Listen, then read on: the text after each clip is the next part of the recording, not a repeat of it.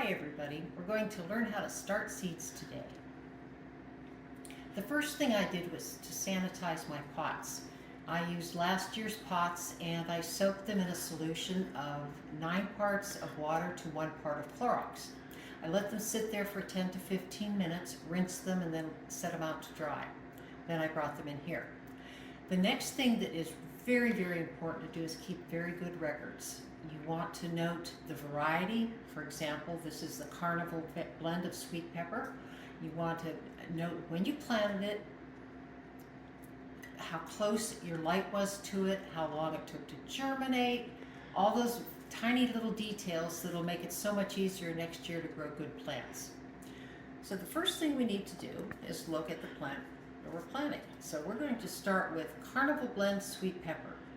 And I chose this because it's only 70 days from the time you put it in your garden. You grow it for 8 weeks here, and then you transplant it in your garden, and it's only 70 days after that that you can harvest it.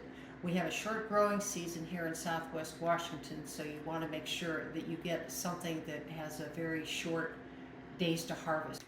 I like to use, it doesn't have to be Jiffy, but use a seed starting mix because it's the proper lightness. It has to be a light and fluffy mix.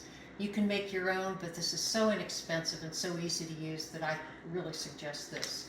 This was only, I think, maybe $7. It used to be $5, but about $7 this year. So what I do is dump the entire bag, which is 12 dry quarts, into a 5-gallon bucket. Empty about a half a gallon of very hot water because it cools down in there, and if you've ever had your hands in cold soil, you know that warm feels better. So you mix it until all the water is absorbed and it feels like it's consistently moist.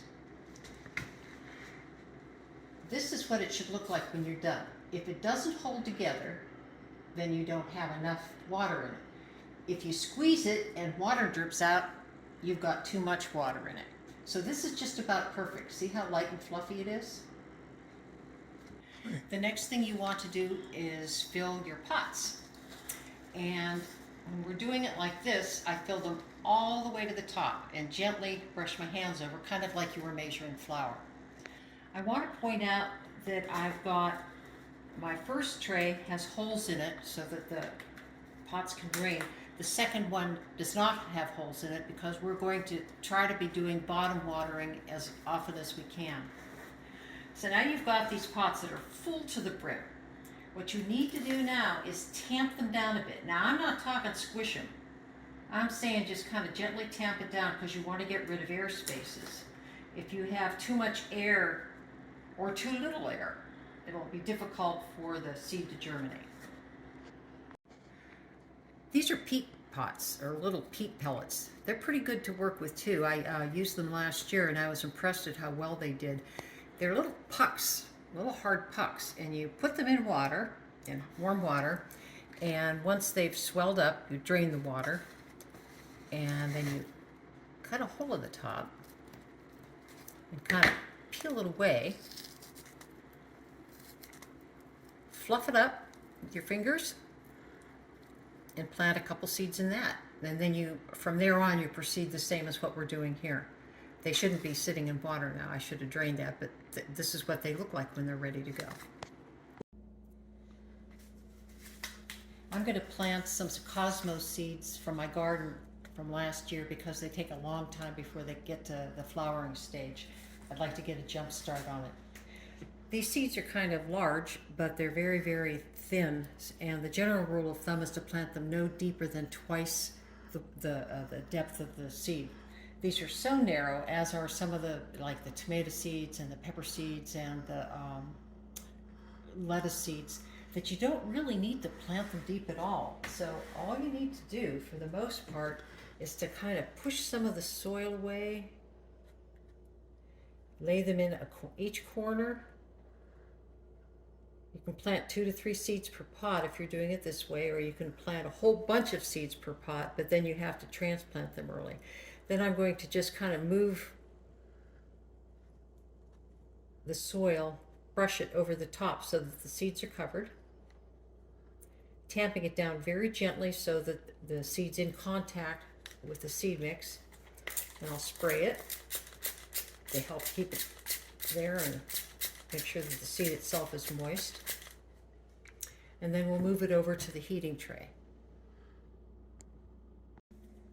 Because we pre-moistened the soil, we won't need a lot more to get the plants ready to get started.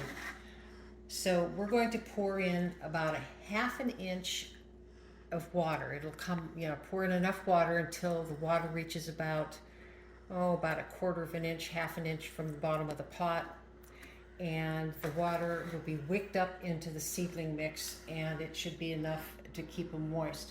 After about a half an hour, make sure you drain any remaining water in the tray, and they should be fine. So we've bottom watered, which I really suggest is the best way to go. If you try to water little seedlings from the top, it's so easy to disturb the roots. It's better to water from the bottom. You have more consistent moisture, and you know that they're getting the moisture that they need.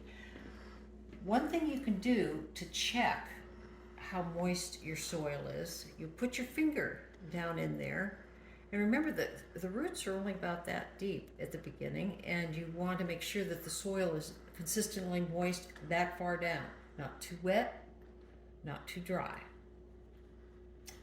Okay, we are ready to go. We're going to cover with a dome or with kitchen wrap or a plastic bag you have laying around that doesn't have holes in it.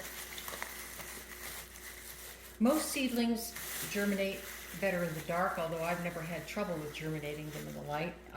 I would cover this then with a towel to keep the light off.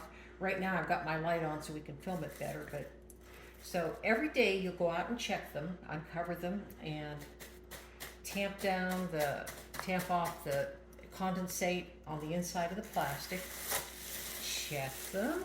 Nope, nothing coming up yet. As soon as you see the first little seed germinate, take the plastic off and never use it again. Another thing that you can do to help prevent damping off, where the seedling dies off right at the stem at the soil level, and it's just kind of heartbreaking, is to put some kind of a small fan at one end and let the air blow over your plants.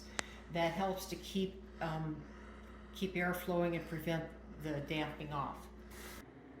Seeds have an optimum germination temperature for soil, and these seed propagation mats are really great for that, up until the time the seedling actually germinates. After that, it can get too warm for their roots, so make sure that you do the research on the kind of seed that you're planting.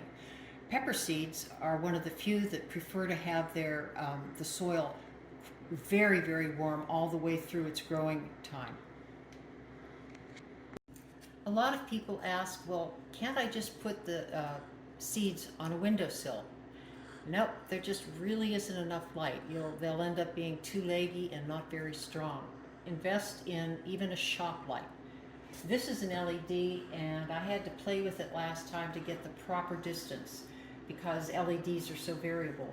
The optimal distance after the seeds germinated for me was about 6 inches from the top of the plants. If you're using a fluorescent shop light, it's even easier. If you keep the shop light 2 to 3 inches above the top of the seedlings at all times for 12 to 14 hours a day, it'll be perfect for them. Still, you have to monitor, but this is very handy. I can lift this up or lower it, and you can find these or make something like this so that you can have a little bit more control over your light.